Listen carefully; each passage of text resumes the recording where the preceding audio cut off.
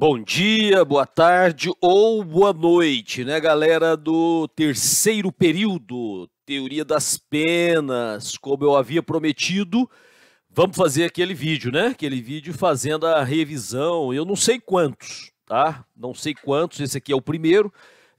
Talvez ele, depende, vamos ver o que a gente consegue.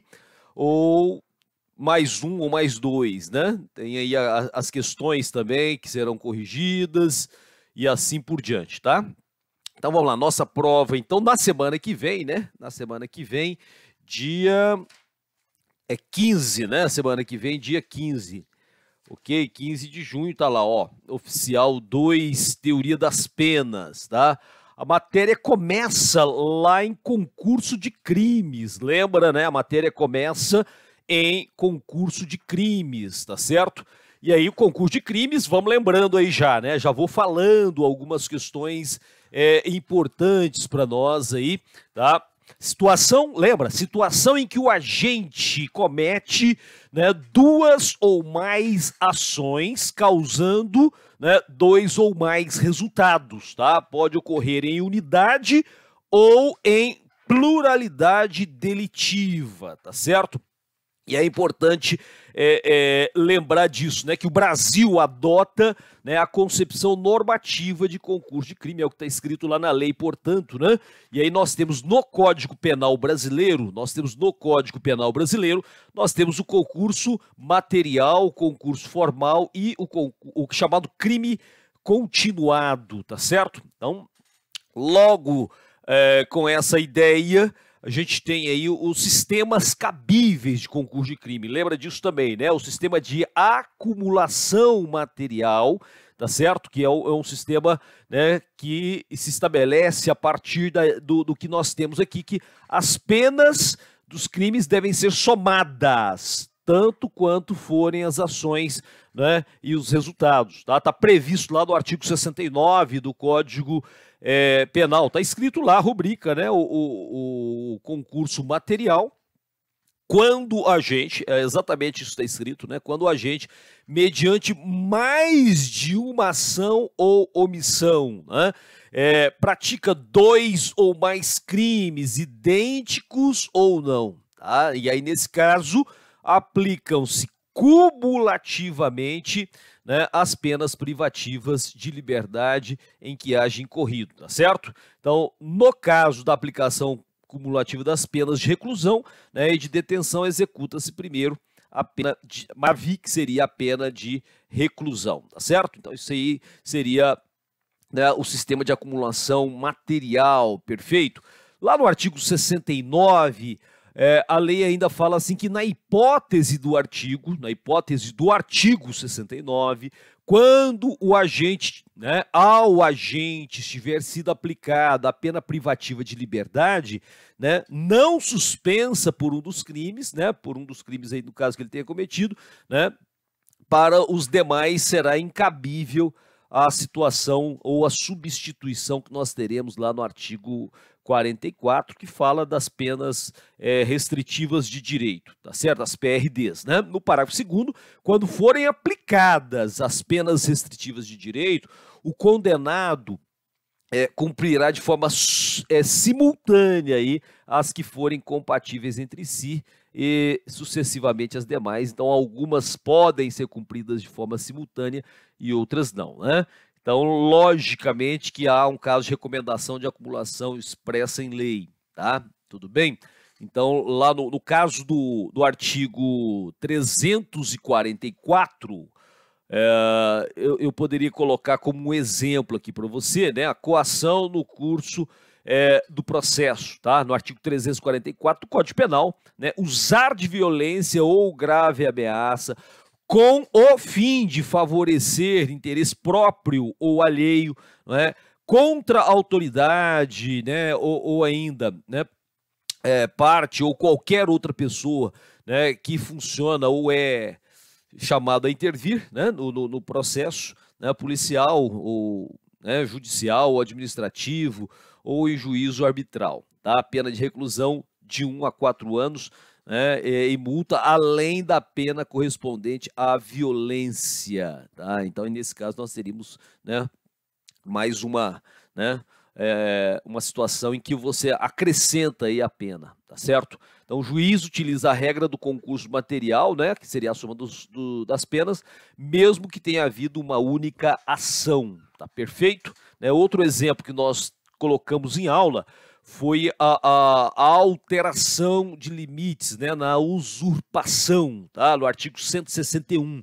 Tá? Lá nós colocamos a seguinte situação, né? Suprimir ou deslocar tapume, marco ou qualquer outro sinal indicativo de linha divisória para apropriar-se, né, no todo ou em parte de coisa imóvel alheia, se aumentar a propriedade, né, suprimindo a propriedade do outro, né, aí eu teria uma detenção de 1 a 6 meses e multa.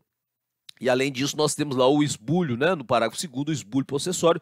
Se o agente usa de violência, incorre também na pena que está combinada à violência, tá? Então, nesse caso aí, gente, nós temos um sistema de acumulação material, tá? Sistema de acumulação material no concurso de crimes, tá certo?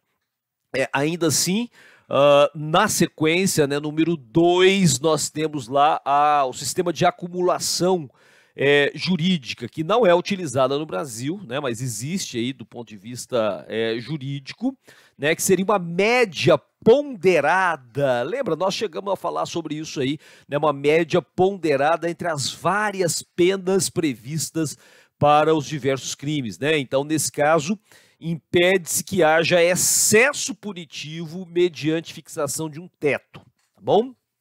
O sistema adotado, por exemplo, na Espanha, né?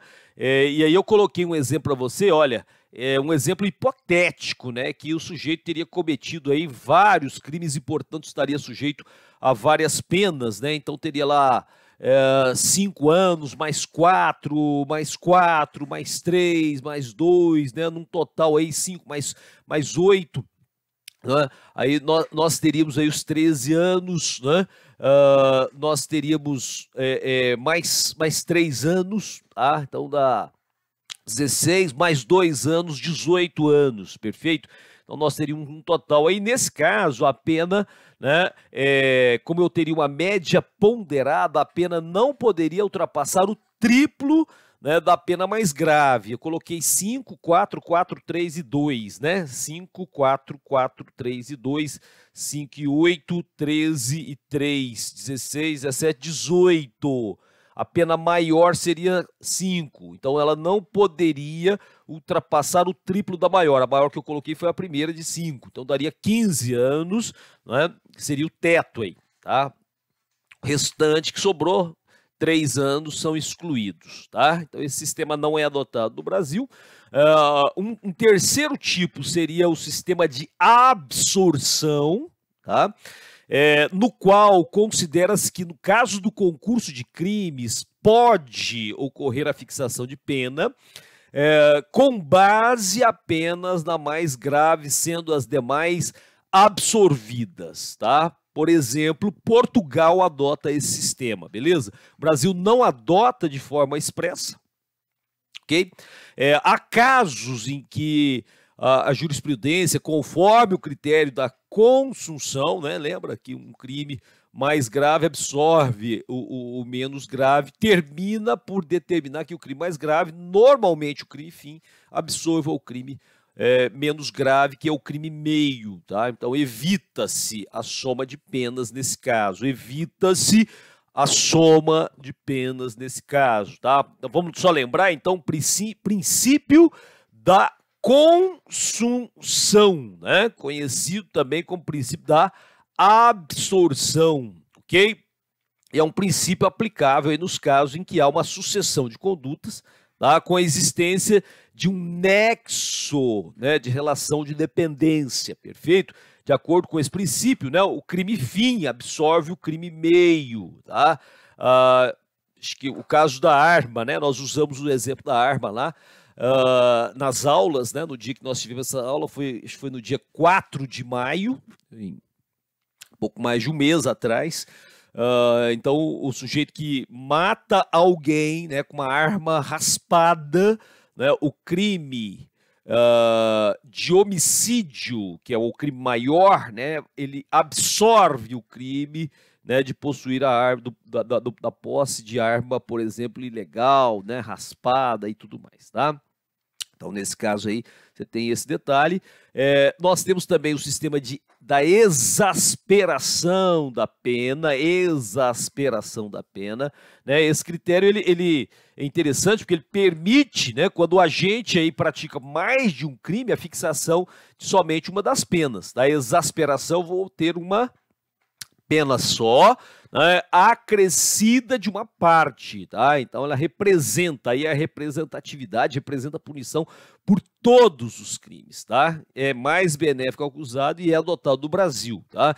Então nós temos aí esse cenário, tranquilos? Bom, concurso material e agora o concurso formal, tá? Rapidão aí pra gente fazer essa revisão, né? Artigo 170, lembra? Artigo 170, nós temos o concurso formal lá no Código Penal Brasileiro. Então, quando a gente, mediante uma só ação ou omissão, pratica 2 ou mais crimes, idênticos ou não, perfeito? Idêntico. Aplica-se a mais grave das penas cabíveis, tá certo? Ou, se iguais, né, somente uma delas, mas aumentada em qualquer caso de 1/6 até a metade. Então, as penas, né, aplicam-se, entretanto, de forma cumulativamente, se a ação ou omissão é dolosa, e os crimes concorrentes resultam de desígnios autônomos, consoante o disposto no artigo anterior, lá do 69, fala sobre crime material, né? Lembra, então, o artigo 70 no concurso formal, ele tem 2 partes, a primeira parte e a segunda parte, nós vamos falar disso na sequência, né? O parágrafo único, não poderá a pena exceder a que seria cabível pela regra do 69, tá? Tranquilos? Nós temos também, já vamos dar uma geral aí no crime continuado, o artigo 71, né? No artigo 71, quando o agente, mediante mais de uma ação ou omissão, pratica 2 ou mais crimes da mesma espécie, e pelas condições de tempo, lugar, maneira de execução e outras semelhantes, devem, né, os subsequentes serão havidos, os crimes subsequentes, serão havidos como continuação do primeiro. Portanto, aplica-se-lhe a pena de um só dos crimes, se idênticas ou a mais grave, se diversas, tá? Aumentada, em qualquer caso, né, de 1/6 a 2/3, tá? Diz lá o parágrafo único, olha só o parágrafo único, olha, nos crimes dolosos contra vítimas diferentes cometidos com violência ou grave ameaça à pessoa do caso, poderá o juiz, né, considerando culpabilidade, lembra aquelas circunstâncias judiciais do artigo 59, né?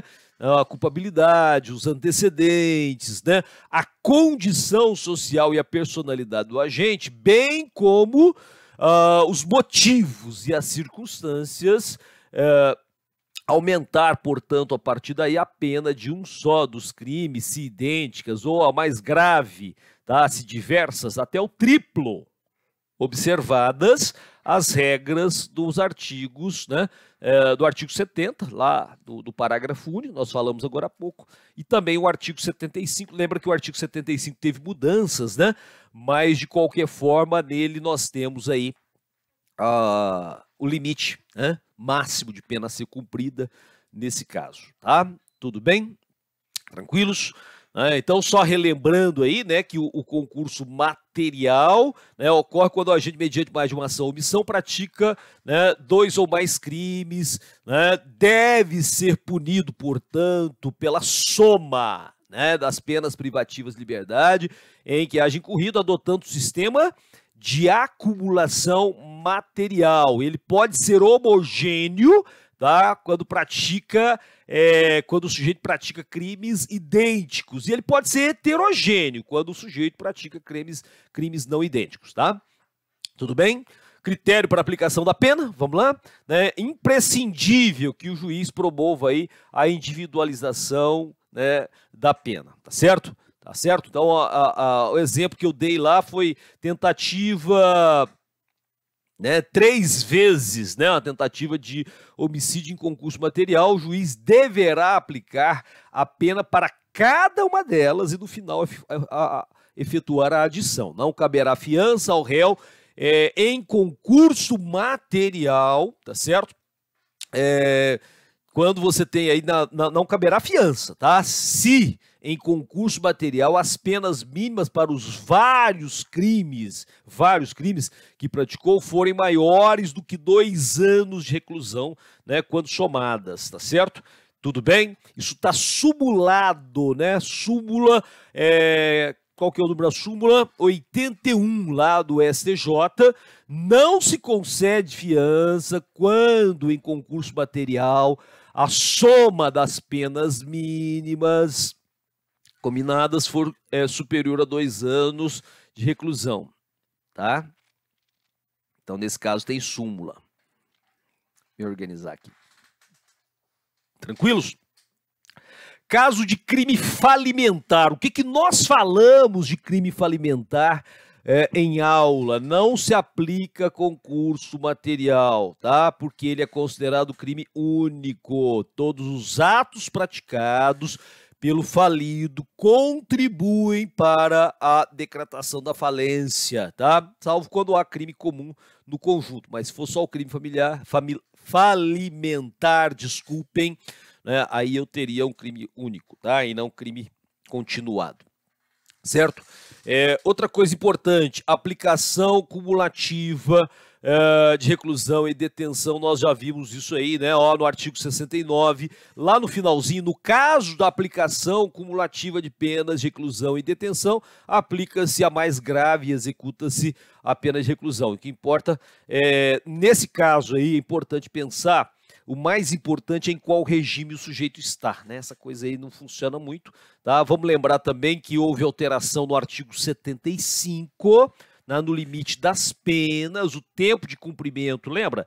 Deixa eu pegar aqui meu vadimeco, deixar ele aqui. Então, o tempo de cumprimento das penas, deixa eu abrir já, né? 75... seria de agora, desde, cadê? 75 aqui, ó.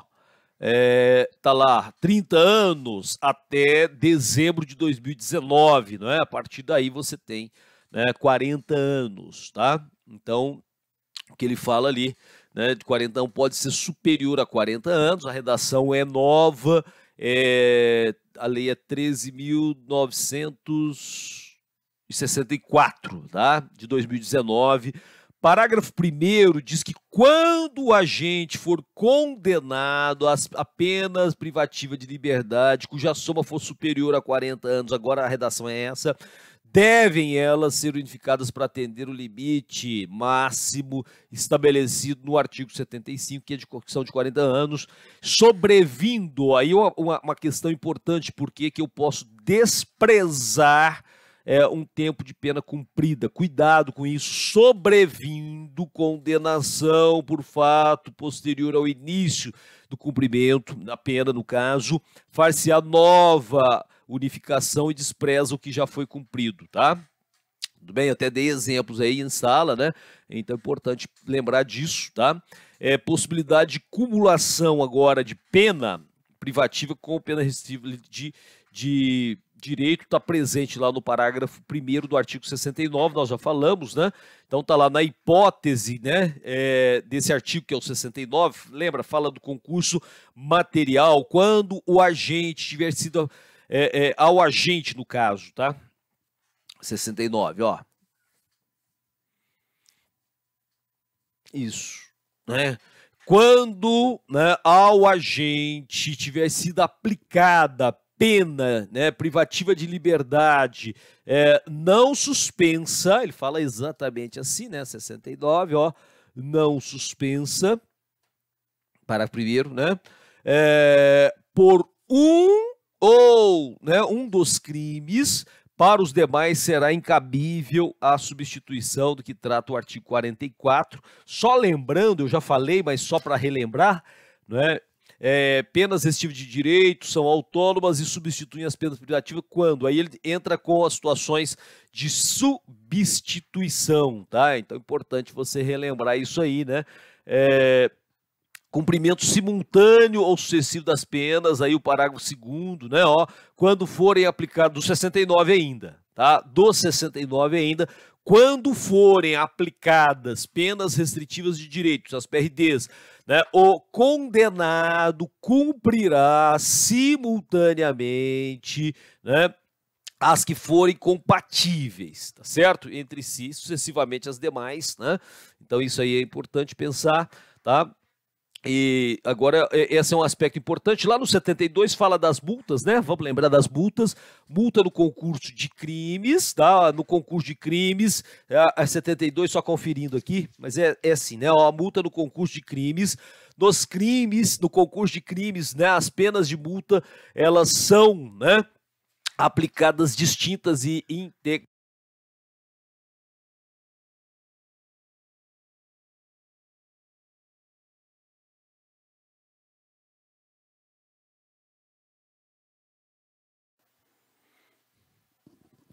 Bom, teve que cortar o vídeo aí, gente, porque estava falando e acabei desligando o meu microfone e ficou sem som. Apertei sem querer esse botãozinho aqui e fiquei sem som. Tava falando, quando ficou sem som, eu acho que eu tava falando, tava comentando lá a multa do concurso de crime, aí o restante, perdi uns 10 minutos aí falando. Tem que ficar de olho toda hora nesse botão. Falando sobre multas do concurso de crimes, lá no artigo 72, né? E aí não saiu som, aí tive que regravar aqui, tá? Então, no concurso de crimes, as penas de multa são aplicadas distinta integralmente, tá? Então, beleza, então aplica-se, tá? No concurso. E aí vem lá uma coisa importante aqui para nós, né? Que seria o concurso formal entre roubo e a corrupção de menor, tá? Corrupção de menor, beleza? Então tá lá, ó. Imagina o sujeito maior de 18 anos praticando um crime de roubo junto com um adolescente. Aí nós teríamos um concurso formal, tá? Uma só ação com 2 resultados, porque eu tenho um crime de roubo mais a corrupção de menor.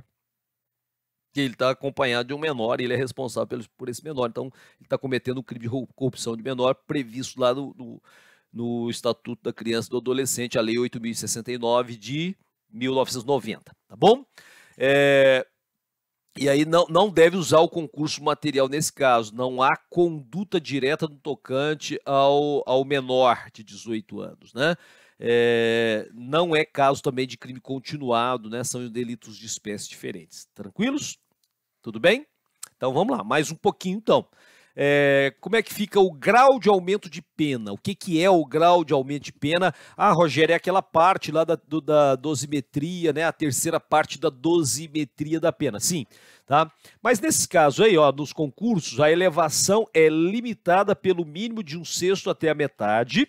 E o juiz, obviamente, deve usar o critério de crime continuado, por exemplo, quando você tem lá o número de resultados provocados pela conduta do agente, né? Então aí você teria, né, o crime continuado, né, que fala, ó, quando o agente mediante mais de uma ação ou omissão pratica 2 ou mais crimes da mesma espécie e pelas condições de tempo, lugar, maneira de execução, né, e outras semelhantes, devem, né, os crimes subsequentes serem havidos como continuação do primeiro, tá? Do primeiro crime. Aplica-se a pena de um só dos crimes, tá? Se idênticas, tá? E, obviamente, ou a mais grave se diversas, aumentadas em qualquer caso de 1/6 a 2/3, tá? De 1/6 a 2/3. Então, né, 2 casos de 1/6 ou vários resultados, né, de metade, tá bom? Então, esse seria aí a forma de aumento. E aí a gente entra, então, na revisão de concurso formal perfeito e imperfeito. Concurso formal perfeito e imperfeito. Aí vamos dar uma lida lá no artigo 70 do Código Penal, né? O artigo 70, ele fala assim, ó, quando o agente, né, mediante uma só ação ou omissão, pratica 2 ou mais crimes, né, idênticos ou não, tá? Aplica-se-lhe a mais grave das penas cabíveis, tá certo? Ou se iguais, somente uma delas, mais aumentada em qualquer caso de 1/6 até a metade, tá bom? Então, aí essa é a primeira parte, depois eu leio o restante, tá? Tudo bem? Aí esse é o concurso formal perfeito, nesse caso aí aplica-se a pena do delito mais grave, tá? Aumentada de 1/6 até a metade. O agente, então, tem em mente uma só conduta, mas ele pratica mais de um crime, tá? Então, aquele exemplo que eu dei lá na aula do faxineiro lá dentro, que está cumprindo pena, né? Então ele está fazendo a faxina lá dentro da prisão e ele subtrai para ele droga, né? Lá uma substância psicotrópica, tá certo? Lá na enfermaria, alguma coisa assim. Então aí ele tem, né, o 155, que é o furto, mais o artigo 28 da lei de drogas, tá? Aí seria um caso, né? Uma ação só, ele cometeu 2 crimes, beleza? O agente realiza roubo acompanhado do menor, o exemplo que eu dei agora mesmo, tá? Então também você teria esse cenário aí, seria o concurso formal perfeito, tá? A segunda parte do artigo 70 seria o concurso formal imperfeito, ok? Então tá lá, ó, as penas, lá na segunda parte, né? Depois do ponto, começa lá assim, ó. As penas aplicam-se, entretanto, cumulativamente, se a ação ou omissão é dolosa, tá? E os crimes concorrentes resultam de desígnios autônomos, consoante o que está disposto lá no artigo 69. Aí, nesse caso, eu tenho o quê? Eu tenho o concurso formal imperfeito. As penas deverão ser somadas, tá? E o agente agiu, nesse caso, com desígnios autônomos, tá? Então, aí o exemplo que eu dei aquele dia, no dia da aula, né? O agente, então, coloca a pessoa enfileirada, várias pessoas enfileiradas, e com um tiro só de fuzil, por exemplo, ele consegue matar todas com uma ação só. Então, aí, nesse caso, não se deverá considerar o formal perfeito, sim, né? Mas as penas devem ser somadas, tá? Então, a forma cumulativa das penas aí, porque você tem o desígnio autônomo, né? Cada um daqueles, o sujeito matou porque teve, né, dolo para cada um deles, tá? Tudo bem? Essa historinha do desígnio autônomo é cheia de controvérsia doutrinária e tudo mais, mas assim, não tem grandes segredos, né? Não tem grandes segredos, tá?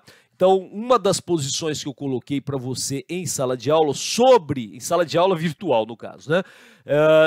Sobre desígnio autônomo, que significa ter agido o agente com dolo direto no tocante aos vários crimes praticados com uma única ação, tá? O legislador entendeu que, havendo desígnio autônomo, né, ou seja, a vontade deliberada dirigida aos diversos fins, não se justifica diminuição de pena, porque subsiste íntegra a culpabilidade em relação a todos os fatos. Então não teria fundamento, né, você diminuir pena se ele quis aqueles resultados realmente, tá? A expressão desígnio vai excluir, portanto, o dolo eventual, tá? Para a existência do concurso formal, não é exigido, em princípio, a unidade de desígnio ou intenção, né? Podendo, portanto, ser reconhecido até mesmo, né, no caso de ação ou omissão culposa, com pluralidade de eventos lesivos. Isso já seria suficiente, né, para designar aí a unidade de ação ou omissão, tá?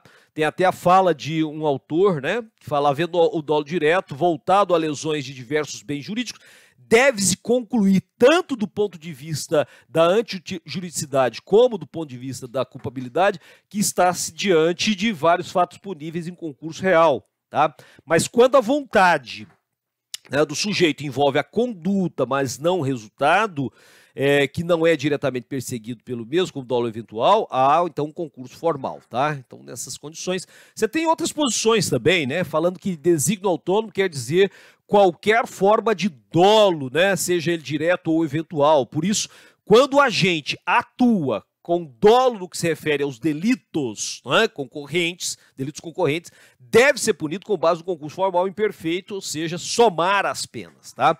Então tem essas, né, interpretações, né? Lembro até que nós falamos sobre o Basileu Garcia dando exemplo, né, que o juiz, né, deve, no caso concreto, deliberar qual a melhor forma de aplicar o concurso, tá? Então isso aí ficaria ao poder do juiz, tá bom? E aí ele dá um exemplo interessantíssimo, né? A cozinheira que pretendendo assassinar todos os membros de uma família, né, para a qual trabalha, coloca veneno na refeição a ser servida, está praticando vários delitos com uma só ação. É muito legal esse exemplo aí. Estou só conferindo aqui, ver se o botãozinho está acionado, né? Merece ser punida pela unidade de resolução, ou seja, desígnio autônomo. Ela tem lá 5 pessoas, ela mata os 5. Ela tem que responder pelo crime de cada um, somando as penas, né? Recebendo a pena que seria cabível a aplicação de concurso material na segunda parte, a somatória, tá?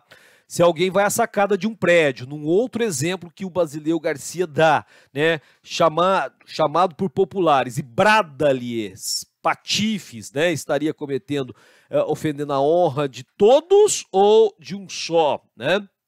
Então, qual que seria a intenção dele de um modo geral, né? Pelo plural utilizado, pode-se crer estar ofendendo mais de uma pessoa, tá? Patifes, né? Trata, ou nesse caso aí, trata de uma situação interessante, que teria o cabimento, né, do concurso material, somando as penas, né, de 30 ou 40 ou mais injúrias, ou não, seria, né, alguma situação de desígnio específico ali, né?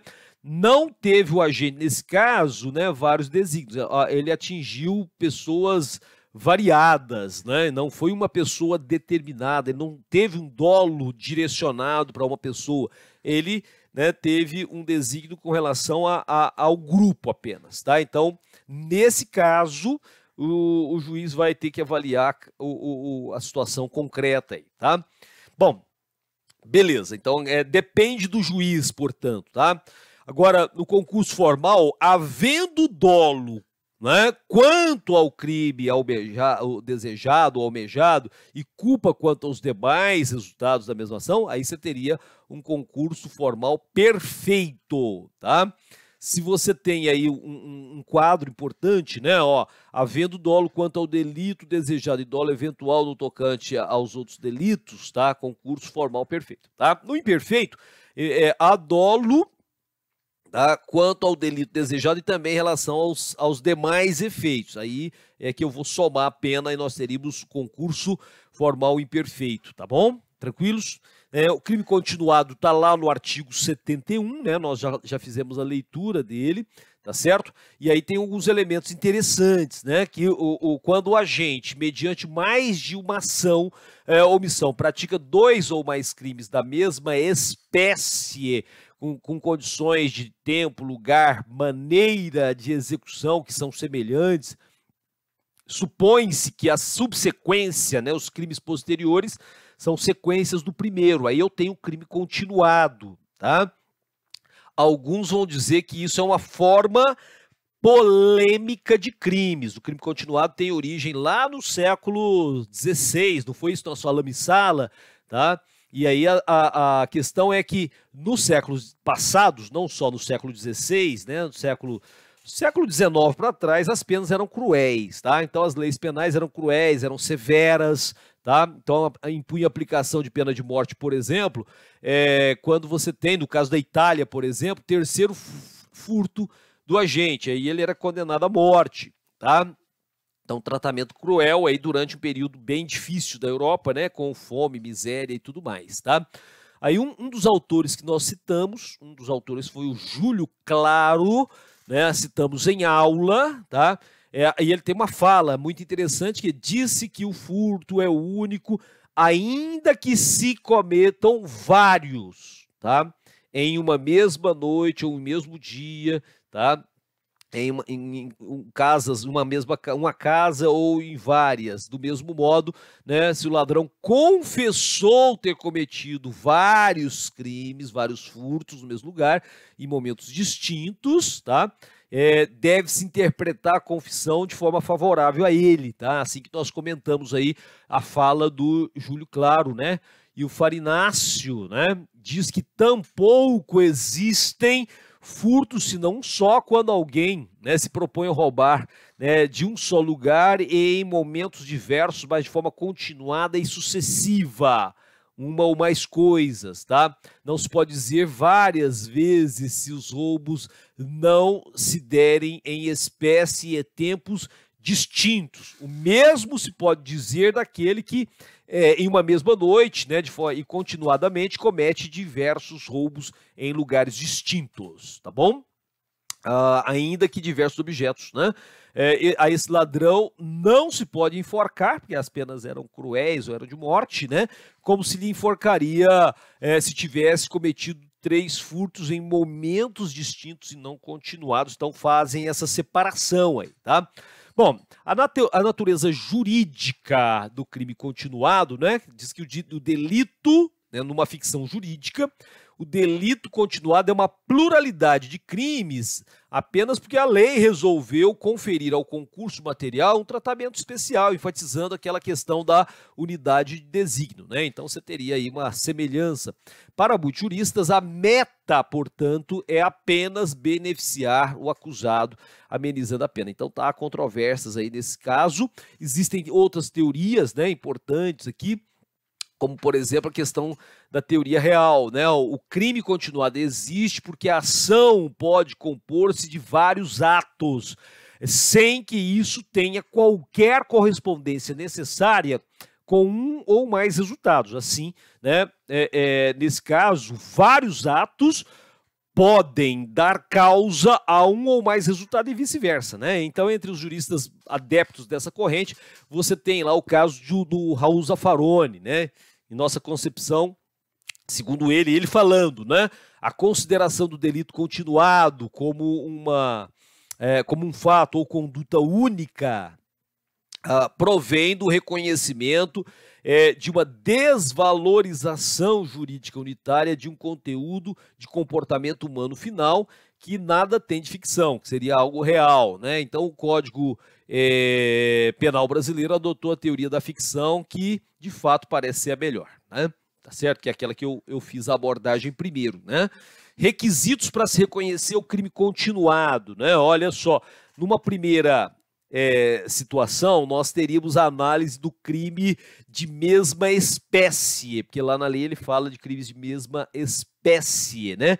Ele cita exatamente isso. Quando o agente, mediante mais de uma ação ou omissão, pratica 2 ou mais crimes da mesma espécie, tá? Então é interessante observar esse quadro, né? São de mesma espécie, então, são delitos da mesma espécie os que estiverem previstos no mesmo tipo penal, né? Independente se são simples ou qualificados, dolosos ou culposos, né? Tentados ou consumados, não precisam estar no mesmo artigo.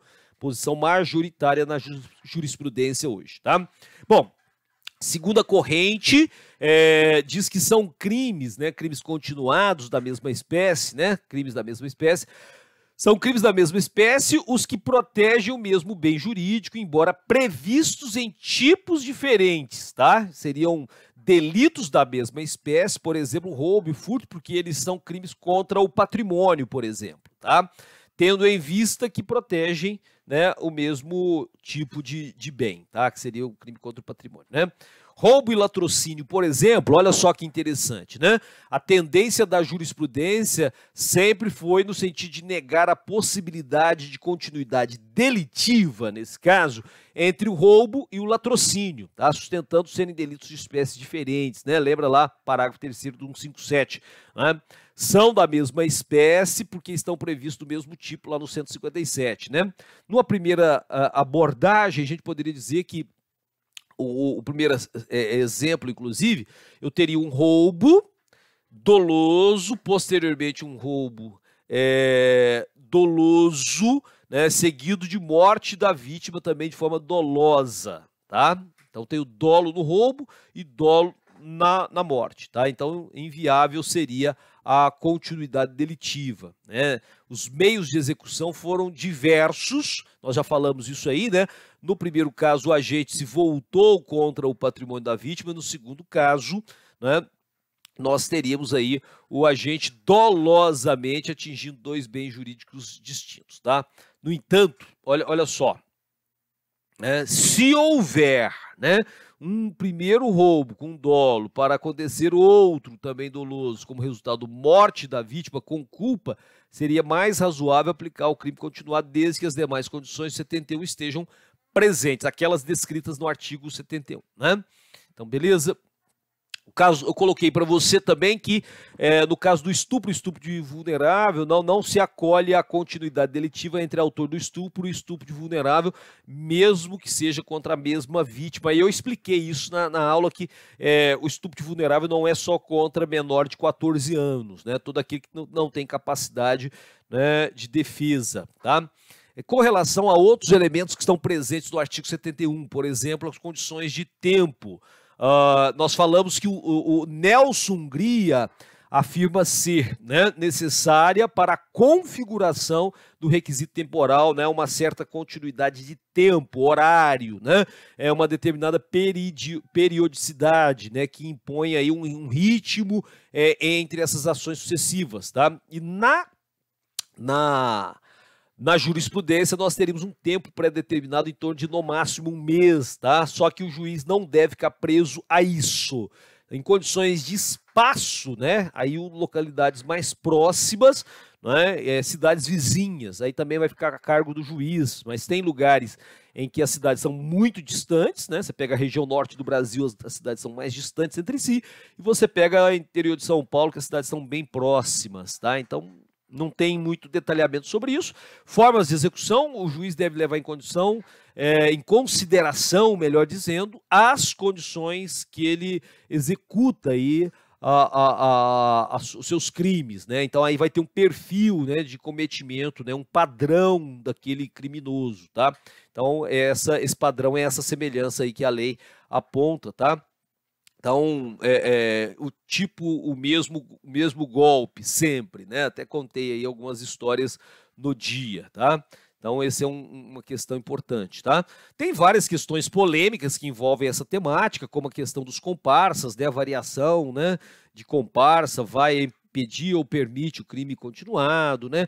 A autoria e participação, isso tudo seria irrelevante, tá? Irrelevante na questão do crime continuado, tá? Certo? Então, beleza, nós temos esse cenário aí de considerações, né, extremamente importantes para nós, tá? Temos várias questões que nós discutimos aí, importantes, tá? Falando aí dessa questão do concurso material, concurso formal, do crime continuado, tá? E aí agora, o resultado diverso do pretendido, né, e o erro logicamente de tipo, tá? Então nós temos aí essa configuração importante aqui, tá? Então é fundamental que a gente tenha essa consideração, tá? Aqui o erro na execução e o resultado diverso do pretendido. Vamos falar um pouquinho disso agora, né? Erro na execução e resultado diverso do pretendido. Aqui nós estamos falando do chamado aberratio ictus, lembra disso, né? Que é o desvio do ataque contra a pessoa objeto do crime, tá? Então há um erro aí na execução. Cuidado que não é o erro quanto ao tipo ou a pessoa. Em vez de atingir pessoa visada, alcança pessoa diversa, tá? Aí você não tem alteração do nome em iuris, tá? Eu continuo o mesmo crime. Se o agente atira em A, né, para matar e atinge B, tá? Eu continuo tendo e B morre. Queria matar A, matou B e B morre, tá? Portanto, eu tenho homicídio, isso não altera. A alteração da vítima não abala a natureza do fato, lembra disso, tá?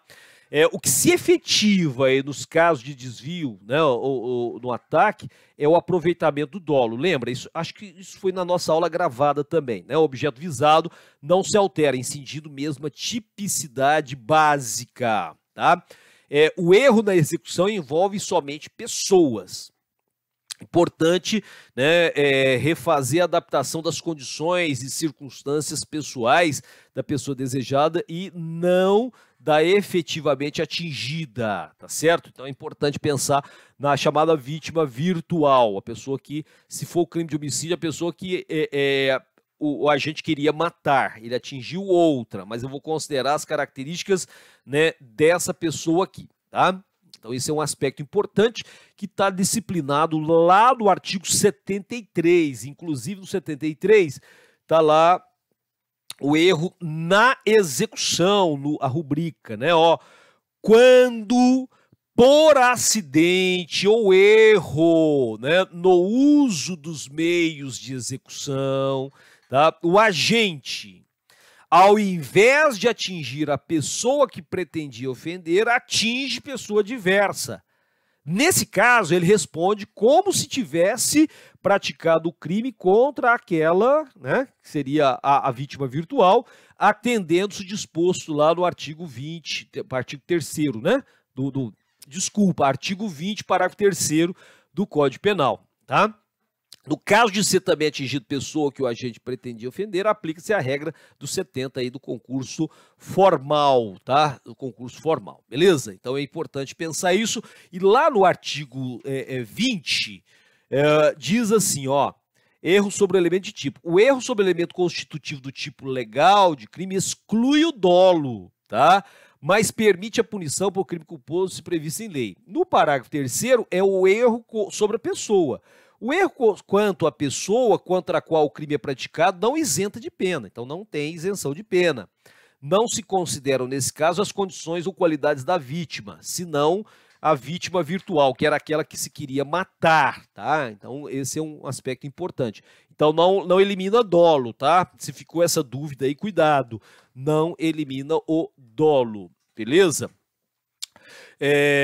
Modalidades de erro, né, as espécies de aberratio ictus, né? Aberratio ictus, né? Nós temos lá a modalidade de erro na execução, ó. Aberratio com resultado único, unidade simples, que é a primeira parte prevista no 73. Vamos lá. 73 fala assim, ó, primeira parte. Quando por acidente, melhor, ou erro do uso dos meios de execução, o agente, ao invés de atingir a pessoa que pretendia ofender, atinge pessoa diversa. Responde como se tivesse praticado o crime contra aquela, tá? Aberratio com resultado duplo, né? Prevista na segunda parte, olha só. Cadê? Atendendo-se expor, tá. No caso de ser também atingida a pessoa, que o agente pretendia ofender, aplica-se o disposto no artigo 70, não 170, que é sobre a questão do concurso formal, tá? Então, beleza, deu para perceber isso. Unidade simples quer dizer que o agente, em vez de atingir a vítima desejada, alcança terceiro não visado. Aplica-se as regras do parágrafo 3º do artigo 20 lá do Código Penal, tá? Levam-se em consideração as qualidades da vítima desejada, tá? Então, se a vítima atingida e morta for o pai do agente, né, não responderá por parricídio. Lembra isso? Foi um exemplo que eu citei, né? Se a vítima atingida e morta for o pai do agente, não responderá por parricídio. Então o sujeito quer matar A e acaba matando o pai dele, tá? Qual é a característica que eu vou considerar? a característica da vítima que ele queria matar. Então, por isso que ele não responde por parricídio, tá? Se a vítima virtual, mas não atingida, for o pai, né, embora tenha esse matado pessoa diversa, responderá por, né, parricídio. Ou seja, se ele queria matar o pai e matou outra pessoa, aí ele responde por parricídio, né? Apesar de aplicar o artigo 20 para o 3º do Código Penal, aberratio ictius não se confunde com erro quanto à pessoa, porque aqui é erro quanto à execução. Lá é a pessoa, aqui é, né, a execução, tá? Erro quanto à pessoa diz respeito a quê? É o agente que erra quanto à identidade da vítima, né? Cuidado com isso, tá? Beleza? Pensa estar vendo A e na verdade é B, tá certo? E essa confusão aí que ele acaba cometendo o erro. O erro na execução é outra coisa, outra coisa. O agente está vendo A e atira nele, né, achando que está matando uma outra figura, tá? Então ele tem certeza absoluta, né, nesse caso. Tá? Então o erro na execução, ele erra a pessoa, tá certo? É erro quanto à execução da pessoa, beleza? A solução é a mesma, nas hipóteses são diferentes, a solução é a mesma lá do parágrafo 3º, tá? Unidade complexa, o agente atinge não somente a vítima desejada, mas também terceiro visado, tá? Responde pelas regras do artigo 70, né? Então, beleza? Lá na aula eu coloquei algumas situações, né, para você verificar essa questão aí, tá? Bom, depois vem aquele resultado diverso do pretendido. Lembra naquela sequência, ó, que seria o 74? 74 diz que, fora dos casos do artigo anterior, quando por acidente ou erro na execução do crime sobrevém resultado diverso do pretendido, o agente responde por culpa se o fato é previsto como crime culposo e se incorre também resultado pretendido, aplica-se a regra do 70, né? Então tá aí, trata-se de desvio no crime, ou seja, o objeto jurídico do delito. O agente, então, objetiva um determinado resultado e atinge outro, tá? O exemplo que eu citei em sala, em aula, acho que essa já foi aula, se não me engano, né? Não lembro. Aula virtual, não foi gravada, foi ao vivo, né? Então, o sujeito queria atingir uma pedra numa vítima e acaba acertando uma vidraça, tá? Ele não queria acertar a vidraça, ele queria acertar a pessoa, tá? Então, aí nesse caso, ele pratica um outro crime, que é o crime de dano, beleza? Tá? O agente responde pelo resultado diverso do pretendido por culpa, se tiver previsão lá no Código Penal, né? Isso está lá no artigo 74, né? Então, fora dos casos do artigo anterior, que é o 73, que fala de erro na execução, né? Por acidente ou erro na execução, né, do crime, sobrevém resultado diverso do pretendido, o agente responde por culpa se o fato é previsto como crime culposo lá no Código Penal, tá? Se ocorre também o resultado pretendido, aí é concurso, beleza? Então, é importante pensar nesse quadro, né, de como vai ser a aplicação, tá? Então, tranquilos, né? Esse é o quadro.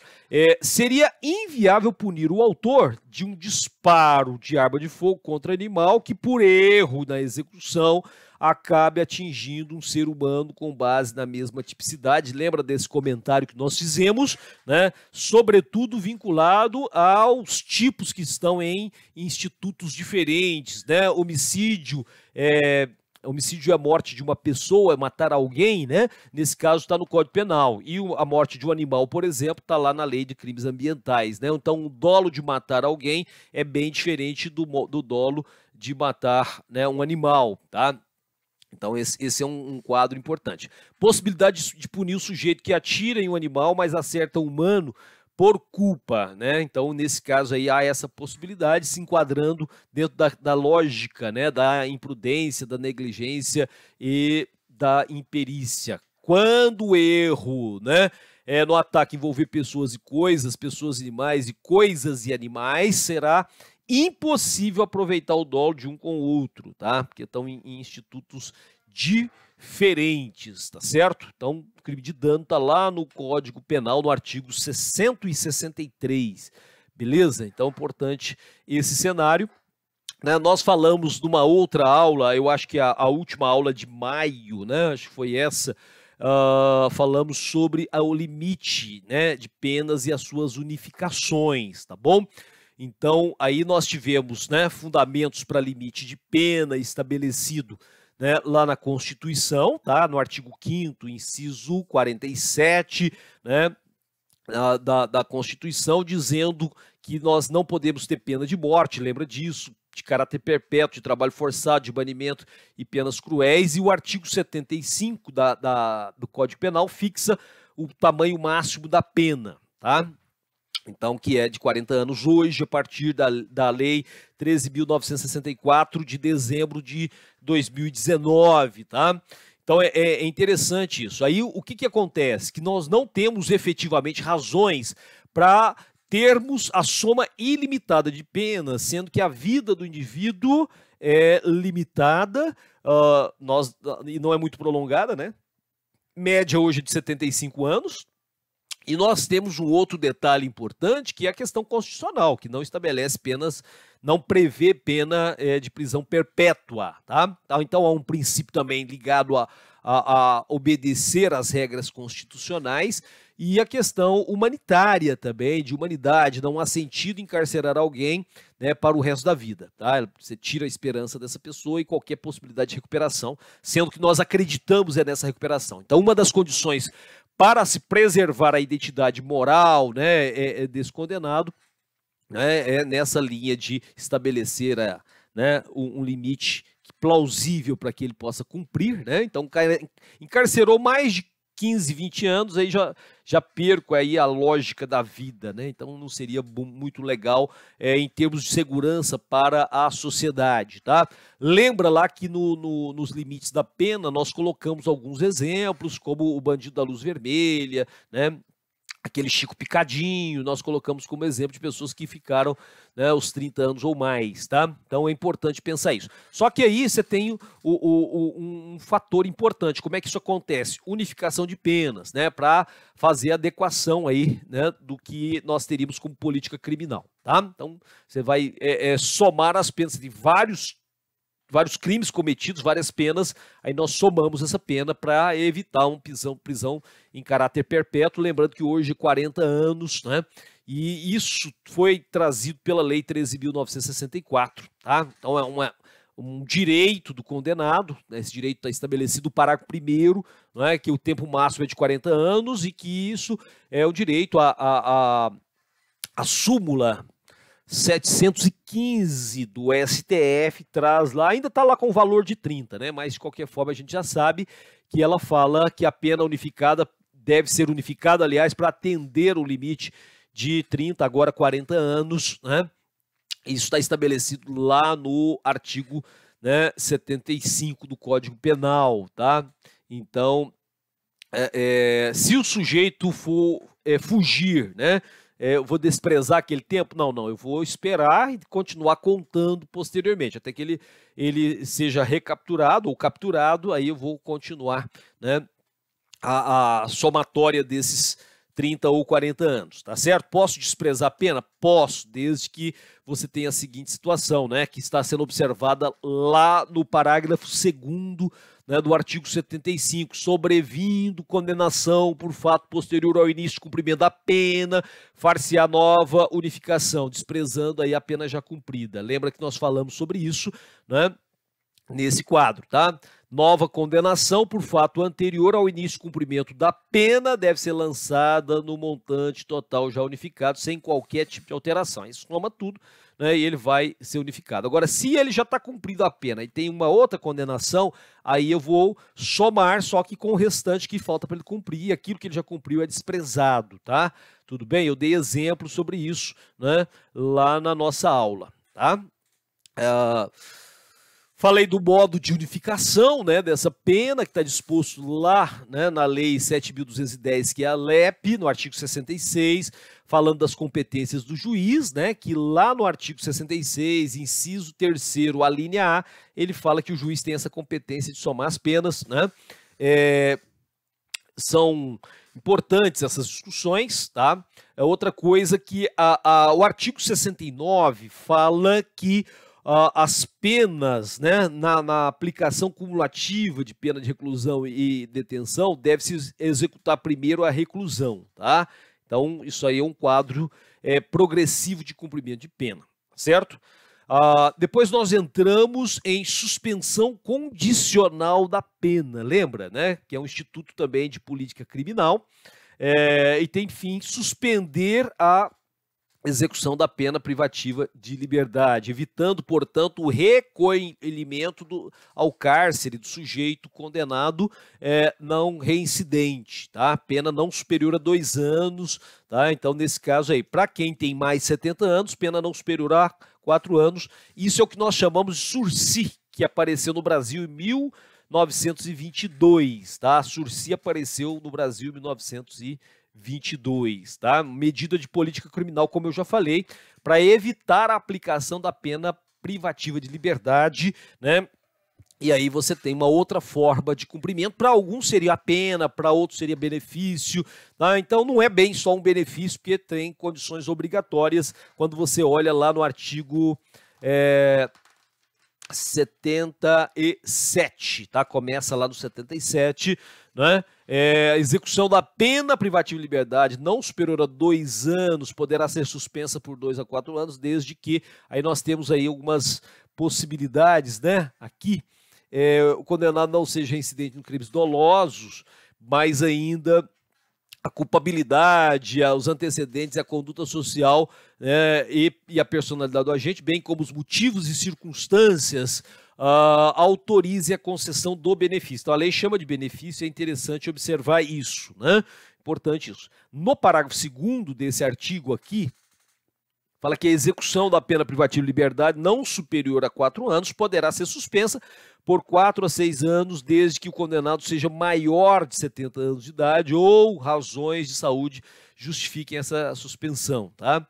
Eu teria um sursi simples, portanto, né, aplicação das condições de prestação de serviço à comunidade ou limitação de final de semana, lá no artigo 78, parágrafo 1º, né?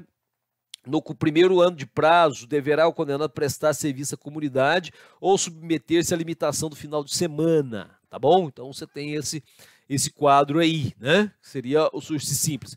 O especial está no parágrafo 2º, que ele fala assim, ó, se o condenado houver reparado o dano, salvo possibilidade de fazê-lo, e se as circunstâncias do artigo 59 lhe forem inteiramente favoráveis, o juiz poderá substituir a exigência do parágrafo anterior pelas seguintes condições aplicadas cumulativamente, como proibição de frequentar lugares, proibição de ausentar-se da comarca onde reside sem autorização do juiz, comparecimento pessoal e obrigatório a juízo de forma mensal para, como é que ele fala aqui, informar e justificar suas atividades, tá bom? Então isso aí é importante. Lógico, então, a suspensão simples, ela é mais severa do que a especial, tá? E, obviamente, não dá para aplicar o parágrafo 1º e 2º de 78 de forma acumulada, né? Faculdade do juiz ou direito subjetivo do réu é uma discussão em torno da suspensão, né? O magistrado tem liberdade para avaliar se cabe ou não o benefício, tá? Estando todos os requisitos preenchidos e declarados em sentença condenatória, é um direito do réu obter sursi. Então fica aí essa situação. Em caso de violência doméstica, é inadmissível a substituição, né, da PPL por restritivo de direito nos casos de violência, tá? Então, obviamente, você tem um delito com violência ou grave ameaça, né, e é também política criminal, né, do Código Penal brasileiro, né, da lei, né, penal brasileira, tá? Então é importante você ressaltar isso. Os requisitos para suspensão estão todos no artigo 77 do Código Penal, tá? E é possível a aplicação da suspensão condicional ao concurso de crimes. A pena imposta não poderá ultrapassar o que está determinado em lei, tá?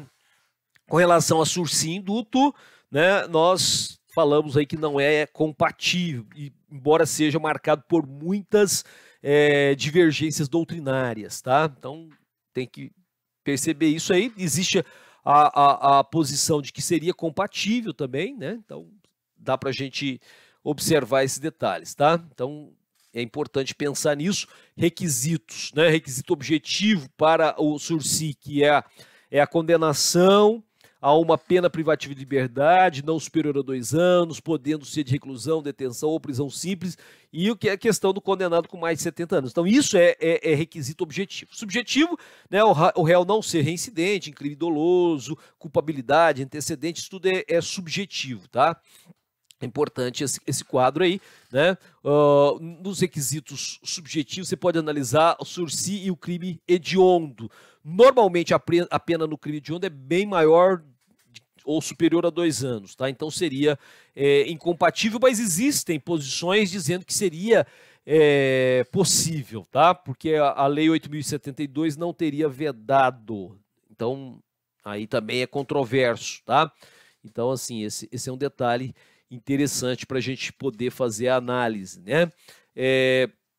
Agora, circunstâncias especiais não impeditivas à concessão do sursi, né? A condenação anterior, principalmente com relação à pena de multa, lá no artigo 77, o parágrafo 1º, né, ele fala isso, a condenação anterior à pena de multa não impede a concessão do benefício, tá? Não impede, né? Bom, então isso é importante, você está condenado à pena de multa, mas isso não trava o benefício, né?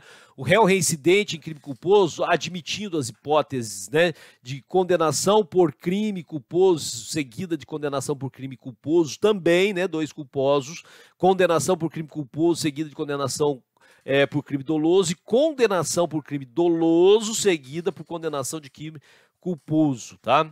Prescrição da pretensão punitiva anterior, condenação anterior por contravenção, tendo em vista não gerar reincidência, perdão judicial anteriormente concedido, que também não gera reincidência, e réu foragido ou revel. Então você tem situações aí que eles podem, né, considerar que eu poderia ter aí o impedimento, tá? E outras que não poderiam. As que eu falei agora, então, não teria impedimento, né, para concessão do sursi, né? A questão da multa, as punições por crime culposo, né, só doloso, né, entre outras, prescrição, né? Então isso não impede, tá?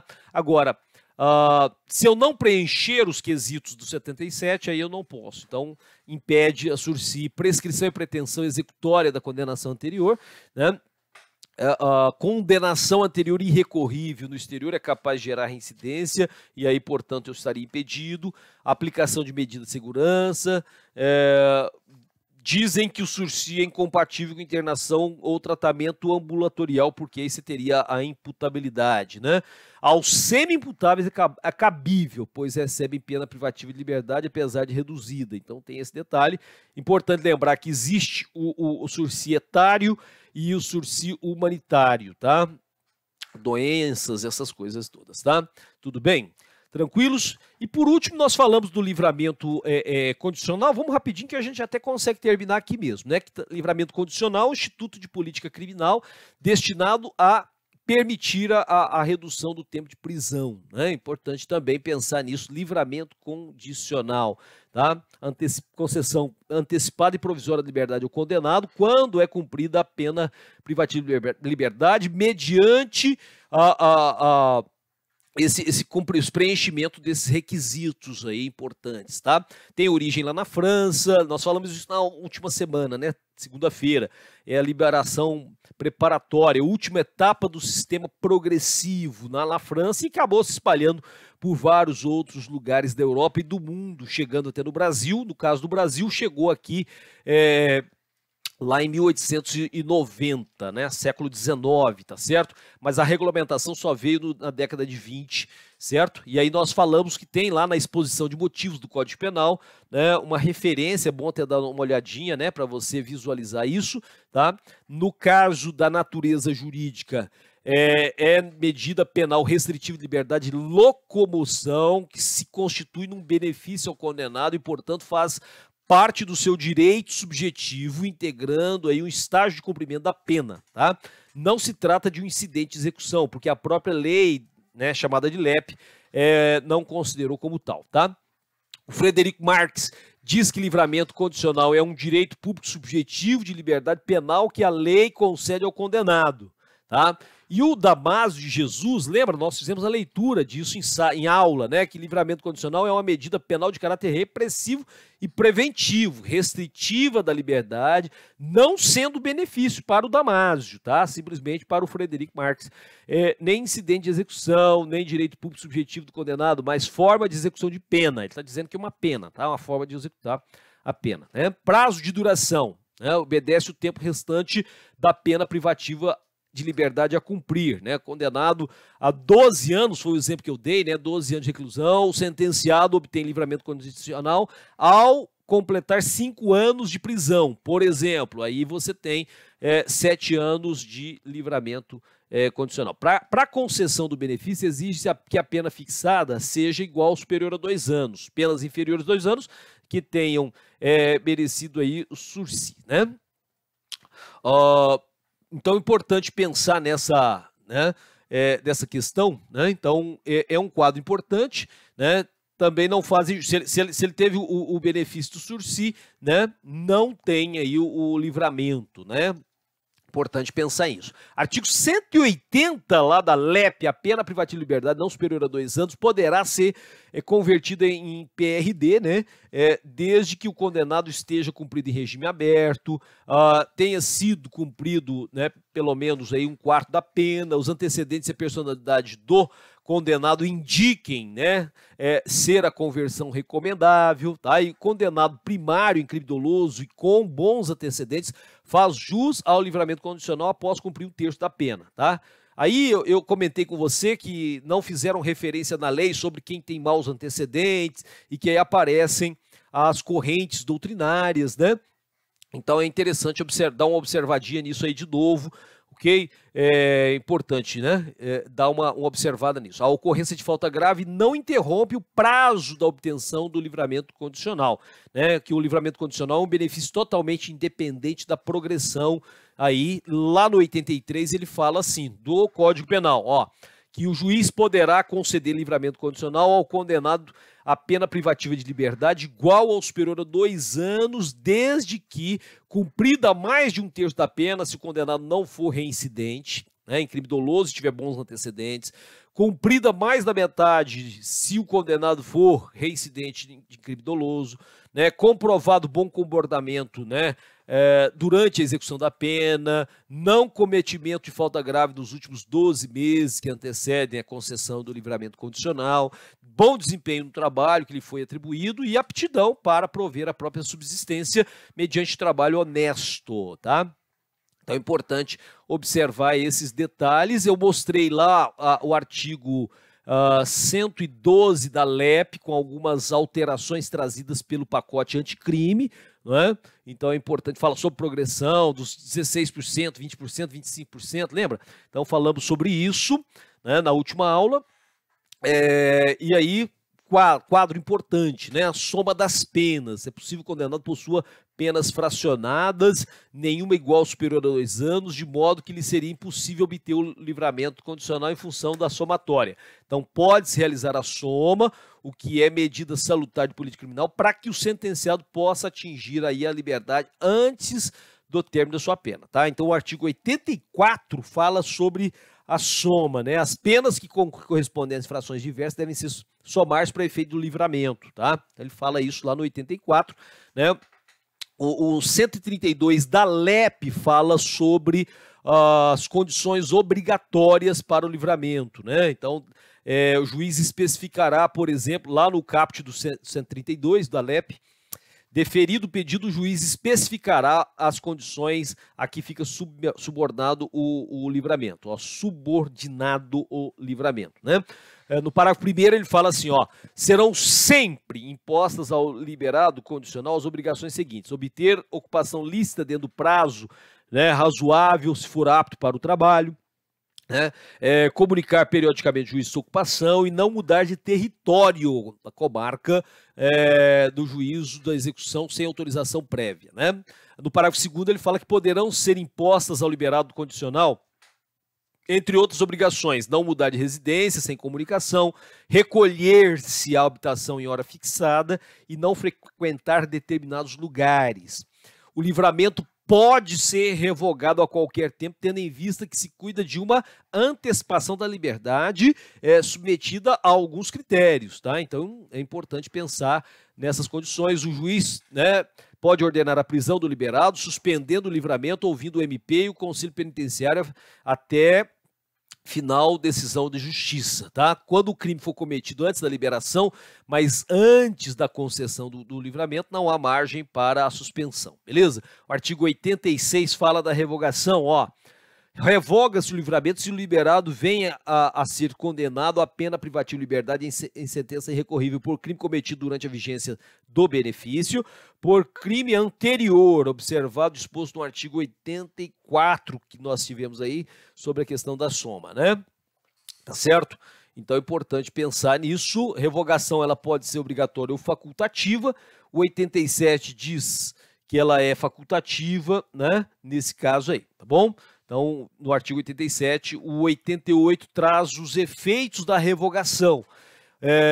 Revogado o livramento não poderá ser novamente concedido, e salvo quando a revogação resulta de condenação por outro crime anterior àquele benefício, não se desconta na pena o tempo em que esteve solto o condenado, tá?